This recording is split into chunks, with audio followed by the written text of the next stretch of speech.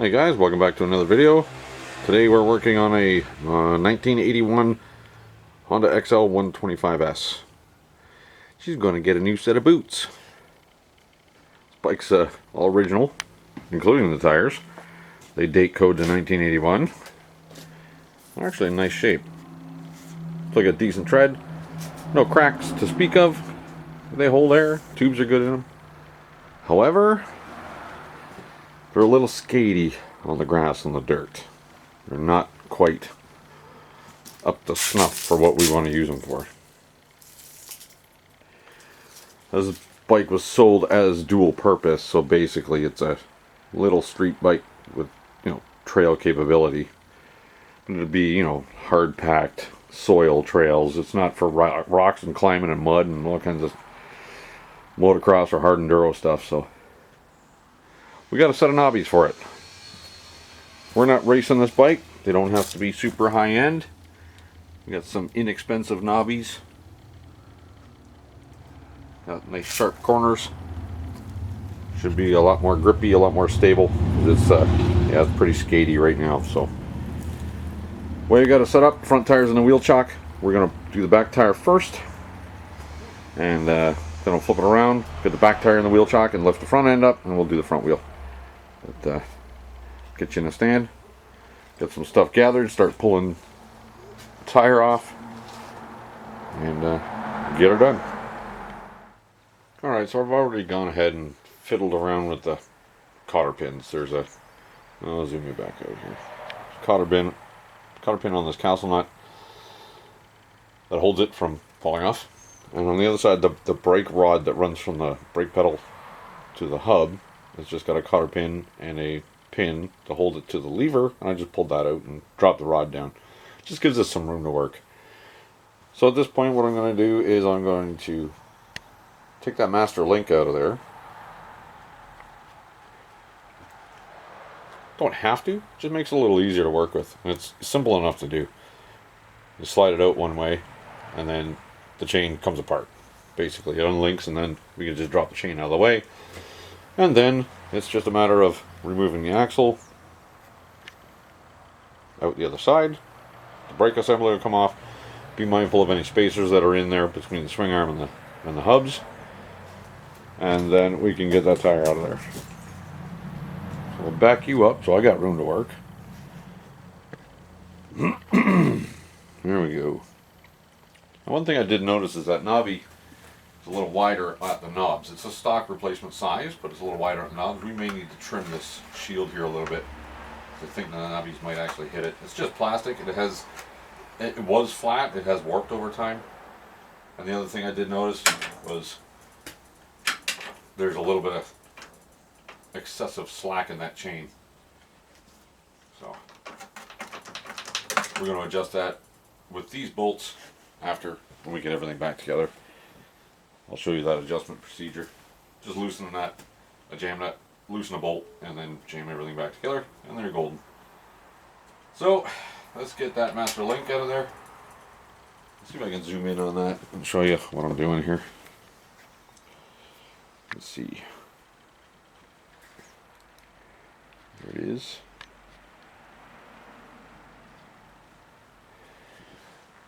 Yeah, I know, it's not the best. It's not an ideal camera angle.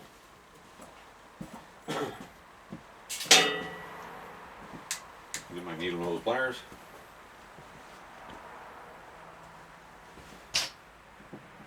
These do go in one way, and I'm going to show you that on our installation. You can put them either way, but there is one correct way.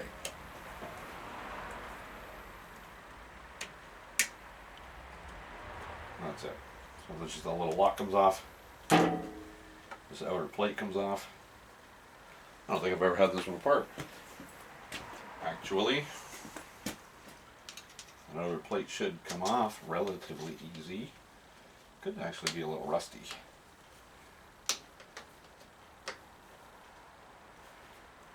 Yeah, I don't think I've had this one off. We'll work it a little bit. It's moving. There we go. Outer plate comes off with a link. And then the inside part comes off. chain comes apart. And that's what you. This is what we're. Okay, zoom out. That's what we're dealing with. That holds the two ends of the chain together. All the stuff I'm saying is pretty redundant if you've worked on dirt bikes before, but some haven't. Believe it or not, some people just watch my videos for entertainment instead of actually working on stuff, which is cool. I like that. I try to be entertaining. I'll just slide this chain out of the way just to give us some room to work. Next is the nut here. And then the axle should slide out, and then we can get the wheel off. What size is that, guys? What do you think? 19? Maybe? Shouldn't be too crazy tight. We should be able to use a little impact. Let's try. 19. 3/4. Same thing. Oh, there we go. Nuts off. There's a spacer that locks into the swing arm. No other washer here. Go to the other side. I'm going to take a little pressure off that tire. Just I'm going to lower my center stand a little bit just to get the tire set on the lift table so it doesn't want to fall out on me. Oh, I forgot something. There's a little bar over this side that locates the brake hub, so it's got a cotter pin. We'll just get that popped out real easy. How's that? Looks like a 12mm.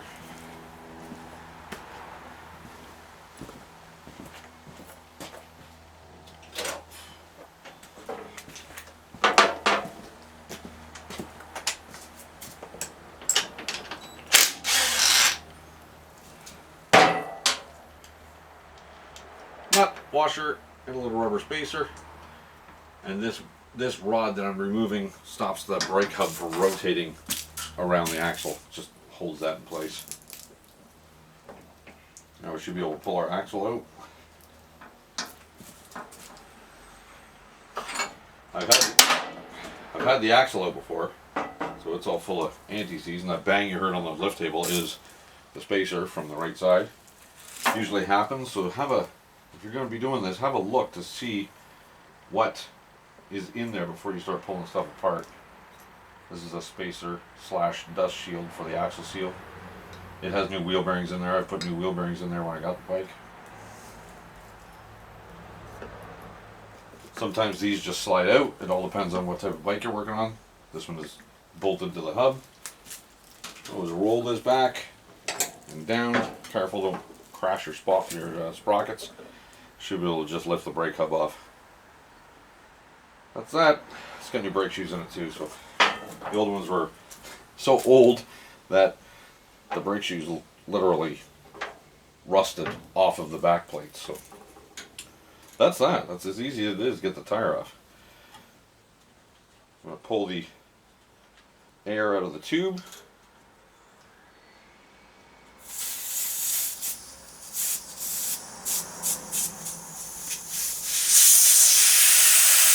Guess I should look to see if you guys are actually seeing what I'm seeing. Close enough. Whoa. I just pulled the valve core out of the stem. Put safekeeping. Do not lose that. I had this tire off the rim before. Don't remember if the bead is real sticky on it or not. You're not going to see much of that anyways. I might put it on the floor. Yeah, maybe. That might come off alright. Because this bike had a option to go off-road. It does have a bead lock. Well, there's a valve stem here for the air. Look where I'm showing. Valve stem here for the air, and down here looks like a bolt with a nut on it. This is a bead lock. So inside here in the tire is a wedge, when you tighten that bolt, the wedge comes down and it locks the bead to the rim. So if your tire goes flat, when you accelerate, if you didn't have a bead lock, the rim would spin and the tire wouldn't. The tire would be stationary on the ground, the rim would spin inside the rubber tire and it would rip your valve stem off and you're not going anywhere. Okay, so that looks like a 12mm nut on there. I'm going to loosen that bead lock and then grab some tire bars.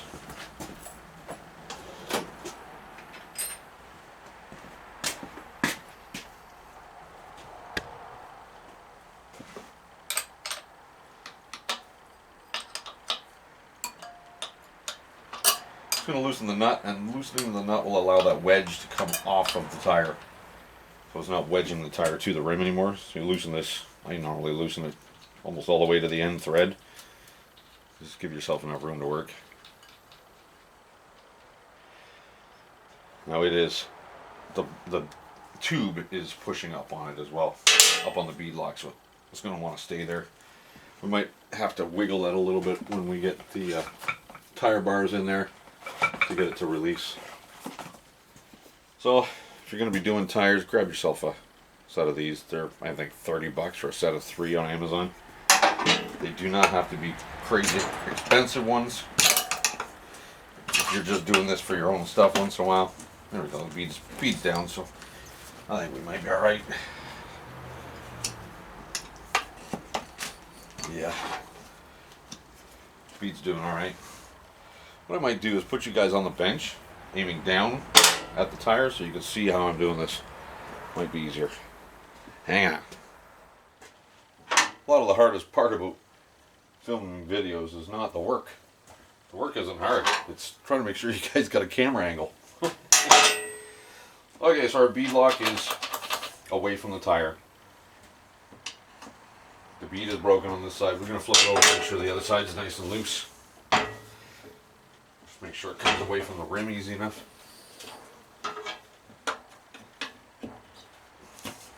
Yeah, there we go.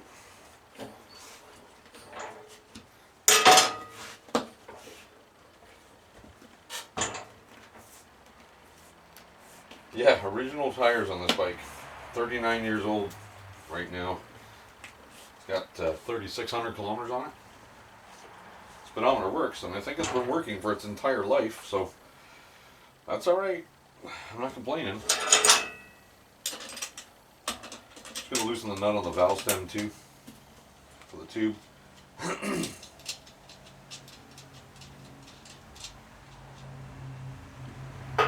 Might as well take it off. Tube's gonna come out anyways. That's not fun on this bike to do. Alright, so we got our bars in there. I usually like to do this on the ground. Now it's not rolling around so much. Put a couple of 2x4s down so the sprocket isn't on under load or anything.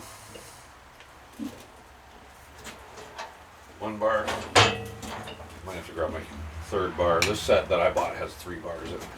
Sometimes it really comes in handy. Yeah, look at that. I'm using the 3rd bar. Oh, can I reach it? It's hanging on the wall. Oh, got it.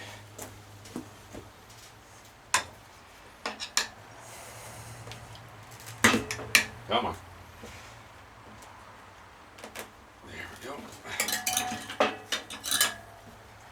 There are guys that race motocross or whatever, or enduro. Those guys are lightning fast changing tires, man. Super fast. Of course, they're also not dealing with 39-year-old tires that are dry and crusty.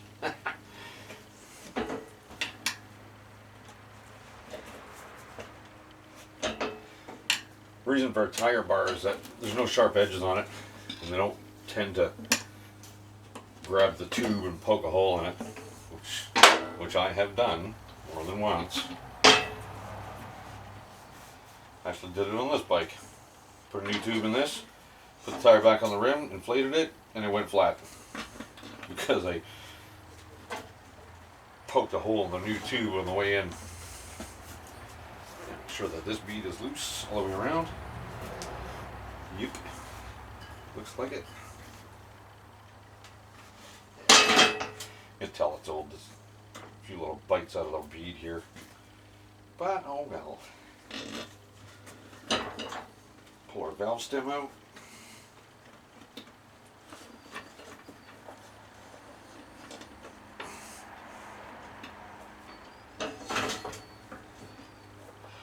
It's a little skatey on this steel bench.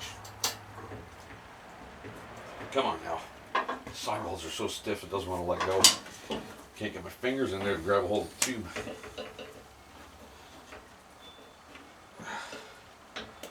Hopefully the new ones aren't like that. Come on. Get in here. Okay, we got her. We got it.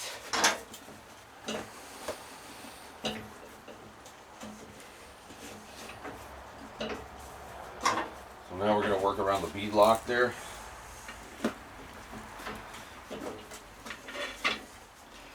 I gotta save the tube because I didn't buy a new one. Don't want to wreck it. Valve's gonna pop back in its hole. Gotta work that out again.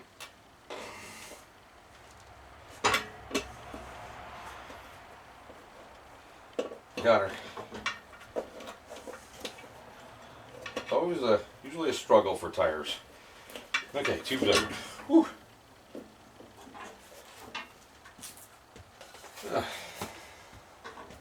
That's that. I should have done it the other way with the sprocket up. If you watch actual instructional videos, it probably tells you that. Do a sprocket up. I could be wrong. What do I know? I'm not a dirt bike specialist.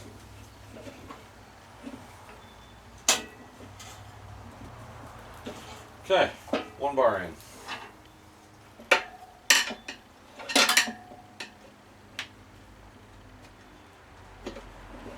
Two bars in.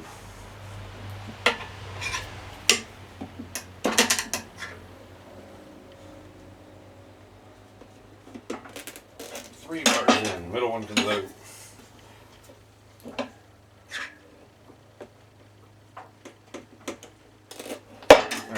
Yeah, it's working. The bead is tearing all the way around, so they were due. There we go. Get rid of the third one, go back to two. And the tire's off. Throw that outside. There's our bead lock.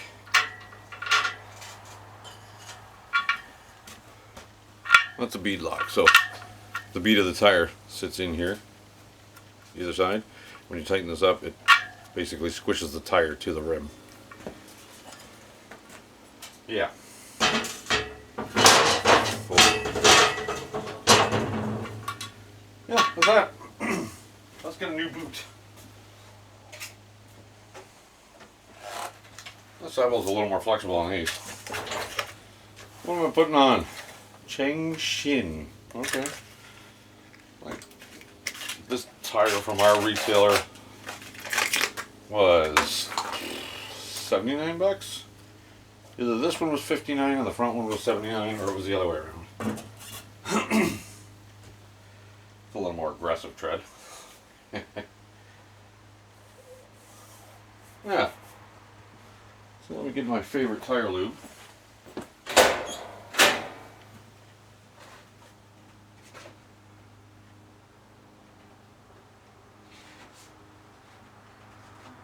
Wherever it went, but anyway, I'll use this, I guess. Spray 9 works. Windex works.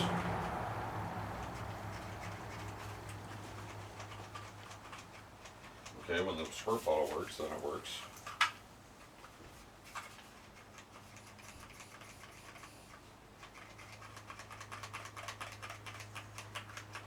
Okay, guess it doesn't work. What else we got?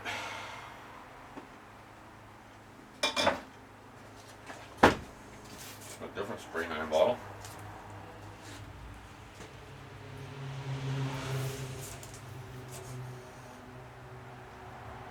not spray knife, but it'll probably work. So it's just another cleaner. Let's see how well it works. Maybe. If it doesn't work, we'll use something else. We have options.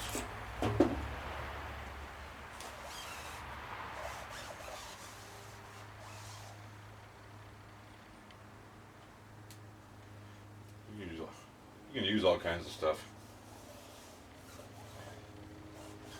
A pinch, I've used WD-40. I know, people are screaming. But it does work. Okay, let's get that hooked to the bead lock first.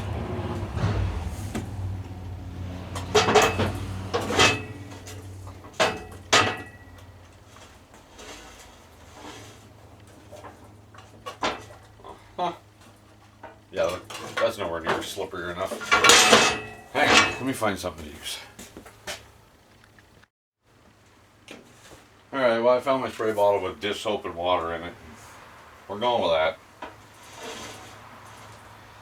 The outside bead went on okay with it, so here's what it is. We're gonna run with it. Let's get this beast of a tube put back in there. Let's start with the valve stem area here. That way I can get the stem into the rim. It'll help locate where this tube needs to be sitting. I have a tool for this and I forgot. Where are you? There you are. I got this tool. You thread that in where the valve stem goes. Well, you shove it through the rim first, thread it into the valve stem, and then it'll guide it back out. You pull the handle, it guides the tube back out. So you put the tool in through the hole in the rim.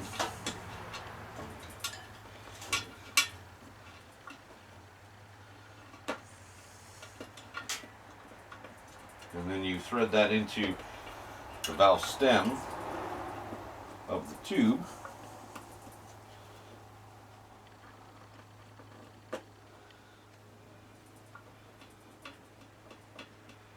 And that just helps you guide that stem back through. And you just gently pull on the cable while wiggling and aligning.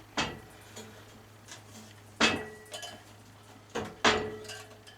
the idea is it'll guide that stem right out, just like that.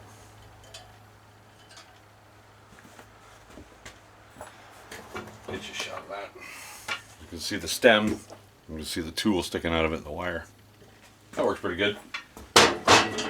I can unthread the tool and I'll put the valve stem nut back on it just so it doesn't fall back into the tire.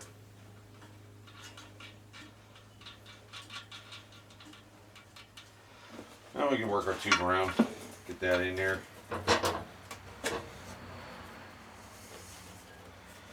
So the tube goes between the tire and the bead lock. Sometimes that's a bit of an animal. This one, I think, if memory serves, this one worked okay. Oh, there you go. It's in and around already.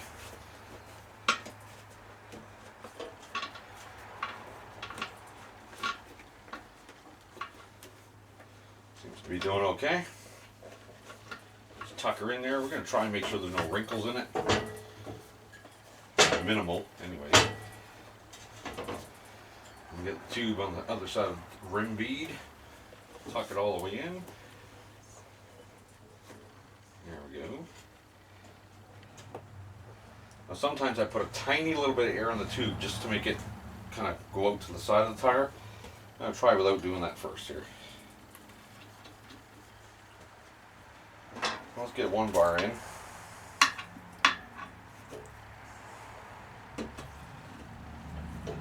One bar is in.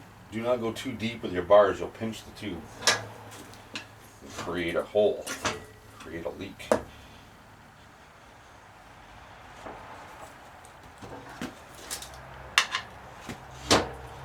We'll just work this around gently, carefully.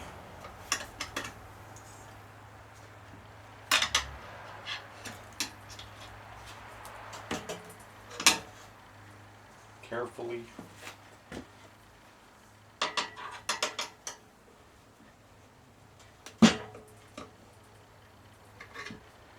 Went on relatively painless. I'm at the bead lock now. I want to make sure I don't pinch the tube between the bead lock and the tire. Okay. Yeah, that looks alright.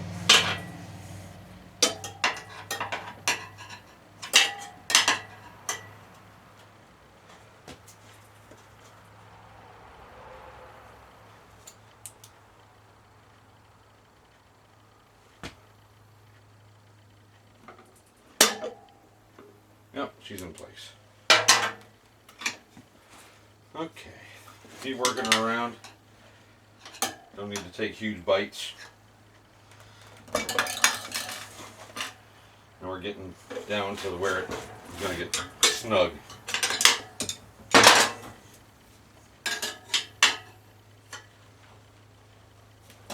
So I'm at the bead lock here. I'm going to work my way this way. And we'll end up farther away from the bead lock. This is where it gets interesting. Where the bars are so far apart, you don't have enough hands.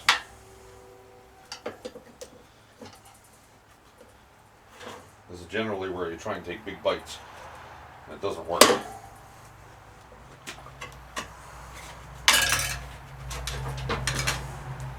Just like I'm doing right now.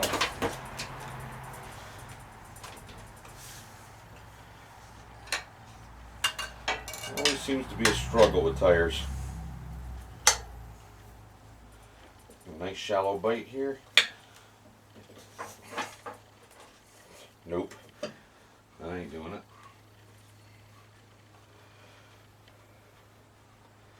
Leave this one out and go farther on this side. We're going to end up more at the bead lock. Actually, you know what? I think that's the right way. Like I said, I don't do this all day, every day. I don't know. I'm just trying to get a piece of rubber on a piece of steel.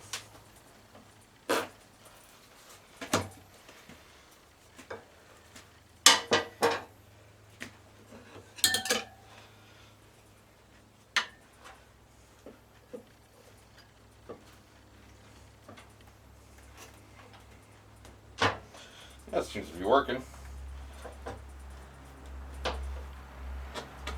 It's not going easy. It's fighting every step of the way, but it is going. Oh, I know why. The tire went onto the bead on the other side in spots. The tire's not slipping into the rim where it needs to go. We'll see if we can fight through it. If not, I'm going to have to regroup, do something else. On street bikes, sometimes I'll zip tie the tire beads together so it sits in the rim easier.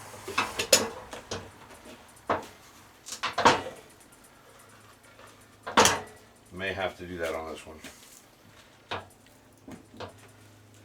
I hope not.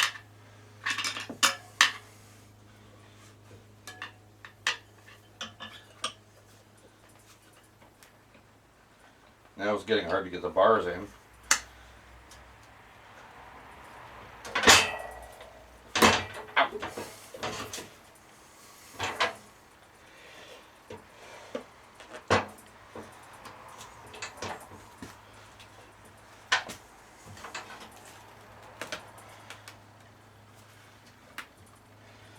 Don't have much further to go, but this is what's going to happen.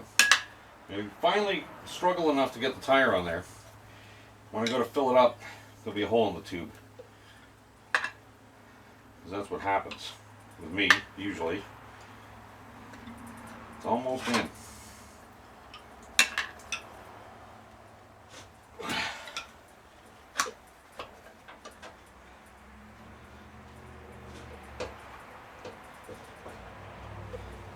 Oh, come on. Yep.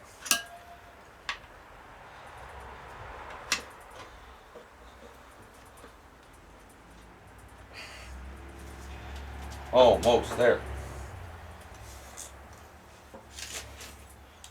Oh, there.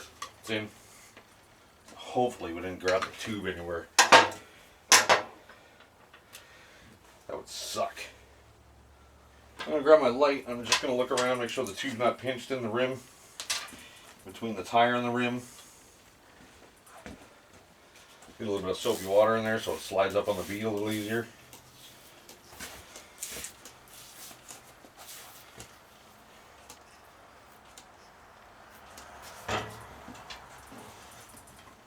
Same with this side.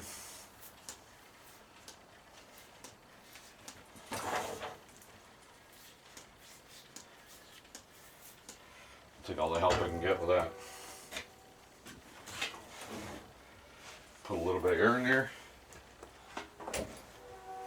I'm only going to inflate it somewhere around 14, 15 pounds anyways, at maximum.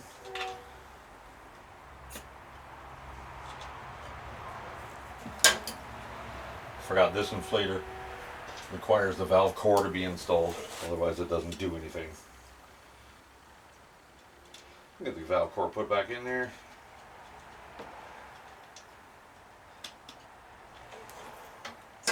Now we can put some air in it.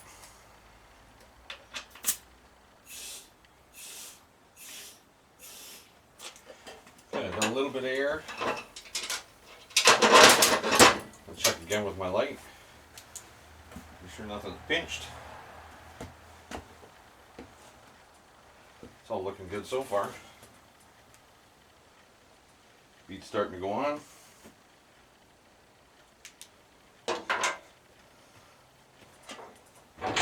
Tube is not twisted, so I'm going to snug up that nut. 12 mil. That's the nut on the valve stem itself.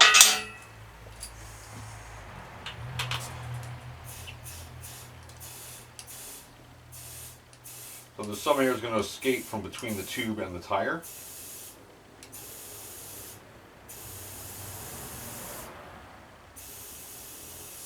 Got about 30 pounds in it now, just to make sure that the beads are seated. It feels even. I'm trying to see if the tire, make sure the tire has made its way all the way onto the bead. Feels nice and even.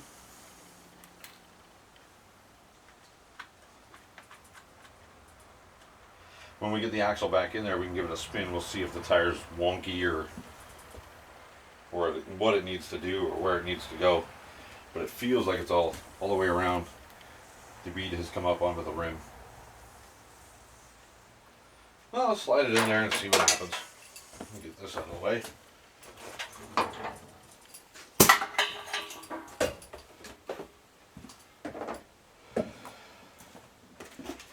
Pull my other crap out of the way.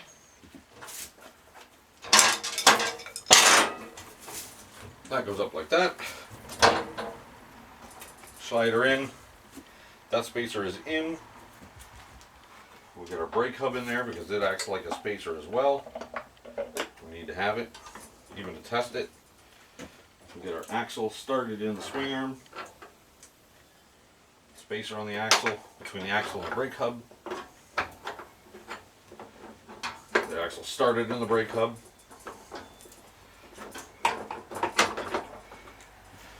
Probably lift this up a little. There we go.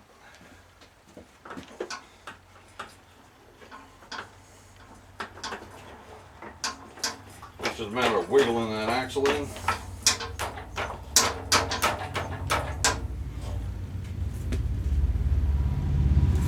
Bike's gonna go up a little more. Here we go.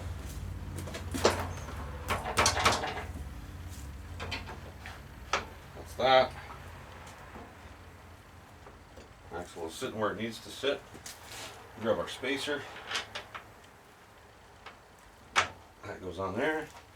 I'm going to finger tighten this nut just to hold the axle and everything in the swing arm properly.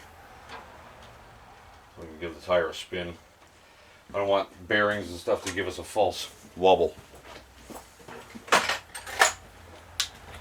Needs to be more than finger tight, so we'll just go gentle with this. I'm not checking for a wheel alignment or anything yet. There. So we'll use that center stand to lift the bike tire off the ground a little more. And I'm seeing air continuing to come out of the valve stem. I'm not a fan of that. I think I might have popped the tube.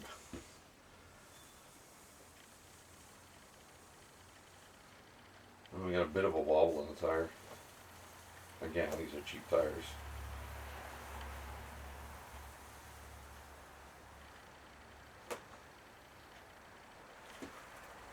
That's not too bad. It's not crazy bad. I'll snug up that ring clamp. There we go. While I'm standing here, might as well snug that clamp up. And what I'll do at this point is I'm going to set tire pressure to a very particular, I'll be precise setting it, and then I'll check it in about 15 minutes and see if it's dropped. And that'll tell me if we got a hole in the tube or not. And most of what I just said, you saw half of. You saw the important parts anyways.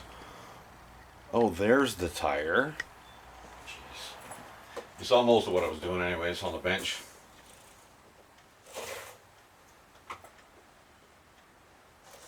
That's not too crazy bad. Let's check how much air is in there now.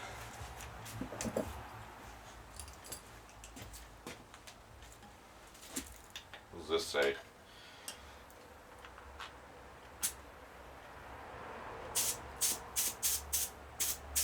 I'm going to set it to exactly 30, which is where it's at, and I'm not going to touch it. I also won't ride it at that. It'll be down to about 15 or so. But yeah, we'll come back in about 15-20 minutes and we'll see if it's dropped from 30. Okay, so it's been about a half an hour. Tire's not leaking, not losing any air. I've rechecked it, still at 30 pounds. It's all good to go. So I've got the master link back on there. I just threaded the chain back through, and I wanted to show you that this link goes on one way. Come on. It's got a closed end and an open end. So the chain goes in this direction. It comes off the back, the sprocket goes that way. You want to have that link, the closed end, like this. So just in case you grab something, if it was turned the other way, it's possible that something can grab the end of this and just pop that off, and then you're not going nowhere, because the master link is gone and fallen off and in the dirt and the weeds and mud somewhere, and you got no chain. So we'll just slide it back into those two little studs, clip it back down with the needle nose. It's clicked in, good to go. So we still need to adjust our chain tension. We need to make sure the tire is straight in the frame. I'll reposition you guys to the back here and I'll show you how that's done. And we'll see what the next thing is. Okay, here's how I do it. There's more than one way to do it. There's probably a better way to do it. This is how I do it. First things first, we need to get rid of that slap. So, there's a jam nut right here. You loosen the jam nut. And then you see this bolt that is heading that way. The head of the bolt is actually pushing on a flat spot on the spacer on the swing arm. So if I loosen this bolt, it'll shove the axle backwards. It'll take some of the slop off. So I've already loosened the jam nut. This is basically hand tight, the axle nut. Watch the chain here as I turn that bolt. Yeah, sure, I say that, now I get in the way. Watch that chain. Loosen the bolt, it'll move backwards. See the chain going up, taking the slop out. I'm not going to go too tight. That's probably good. Now what it's also done is it's now taken that tire and twisted it to the right. The front of the tire is now twisted to the right, visibly. I'm just going to go to this side and I will back this side off. And we'll shove the tire backwards, back over that way. So I'm going to tighten it. Tighten the bolt, it'll allow the axle to twist the way I need it to. Just a few turns, and I'm not measuring anything. I'm checking the I'm looking down the chain to make sure that it's not, the chain doesn't have a I'm looking over the back sprocket. I'm making sure the chain doesn't do one of these to the front sprocket, or left or right. And that's more critical to me. If the tire's a little tiny bit off, it's going to dog track a little bit, meaning the handlebars won't be perfectly straight when you're going in a straight line. The chain angle to me is more important. You don't want to wear your sprockets or chain prematurely.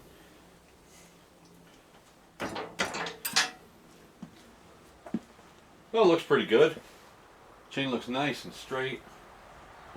We'll recheck our tension. Still pretty good.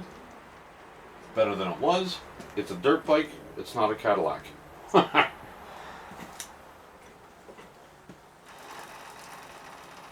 It's not rubbing the guard right now anyways. Well, I think we'll be okay. Just a little more.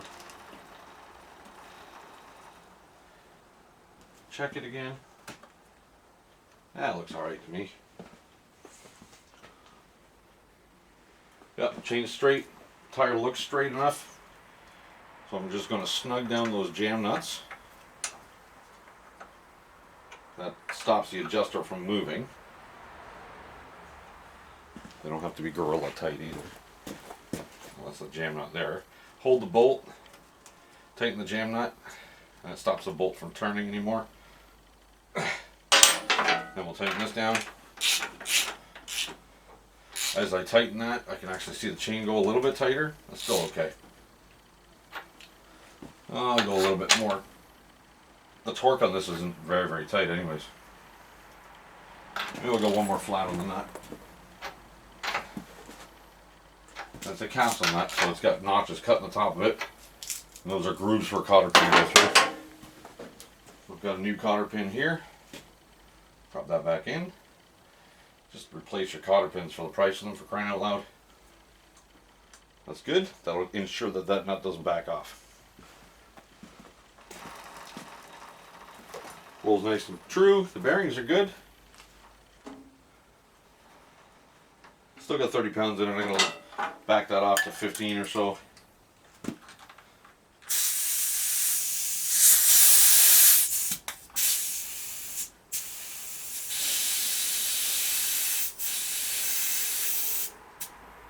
Maybe 14. 15. Perfect. Right on 15. Valve cap. So all that's left on this on the back is to hook up this little brake bar. You didn't see how I took it off, so you're not going to see how I put it on. It's just a matter of getting it, two holes aligned, and shoving a pin through it. And then a cotter pin goes in there. I'm sure I don't need to do that off camera or on camera. It's a microscopic little pin too. I got one somewhere. Here, got one. Got it. Put it in the cotter pin hole. Give her a twist.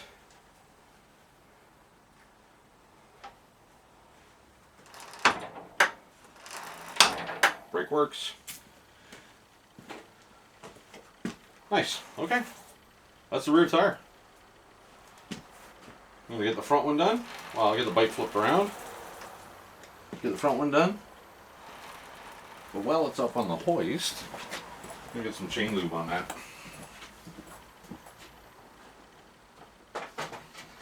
There's 100 different lubes, 100 different opinions. I got this. This is what I got. I'm not recommending it, endorsing it, or any of that happy crappy. It's just what I got.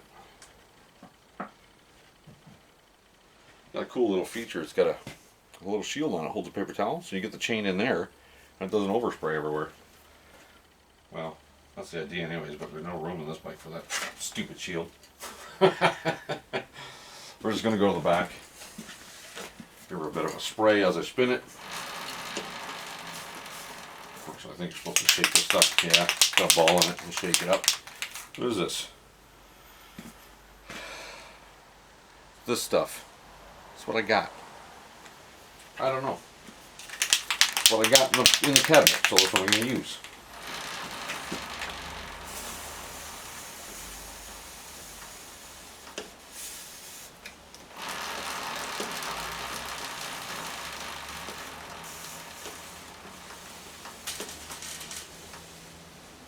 Good enough. Okay, let me get that bike turned around. Basically, I don't need to record the front tire. Second verse, same as the first. It's the same thing. Pull it apart, pull the tire off, pull the tube out, get it changed over, do a leak test, and go from there. I'll get a finished shot in a few minutes. After I'm done, we'll get a picture of the knobbies. And yeah. Alright guys, that's that. Like I said, the second verse was the same as the first. Air out, use the spoons, get the old tire off, pull the tube out, fly a new one in there, get her all bead set with air. This is the tire I put on there. It's a Kenda Classic. Ooh, it's fancy. It's got a K. Anyways, it's a knobby. She is not competing. She is driving on grass. My daughter will not be motocrossing this bike. We just need something that wasn't quite so skatey on the grass and the hard packed dirt. Well, soft-ish to medium dirt, but anyways, that should breathe some new life into this old 39-year-old motorcycle. Yeah, not a bad little bike, this thing. Runs great. Anyways, don't forget to hit that like button if you liked it. If you didn't, hit the dislike button. Whichever. Thumbs up, thumbs down. Just give me a thumb. Anyway, don't forget to click that subscribe button, and if you do, click the bell icon. It will notify you when I upload new videos. Yeah, Honda. Steel tank, not a dent in it. Till the next video, guys, take care. Thank you again.